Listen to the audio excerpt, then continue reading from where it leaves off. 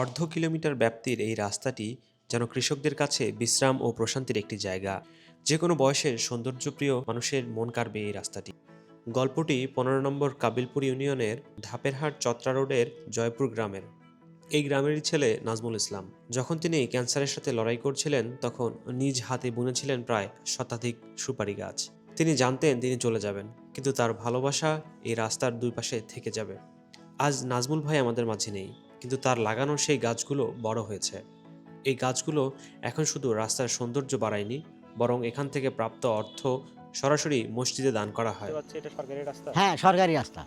এটা নাজমুল লাগাইছিল গুয়ের গাছ, মারা গেছে, ক্যান্সারে মারা গেছে। আধা কিলোমিটার এই ছায়াঘেরা রাস্তাটি এখন ক্লান্ত কৃষকদের বিশ্রামের জায়গা আর পথিকদের প্রশান্তি। অনেকের কাছে এটি রাস্তা মনে হলেও কিন্তু এটি আদতে সদকায়ে জারিয়ার একটি অংশ। মসজিদে দান করা হয়।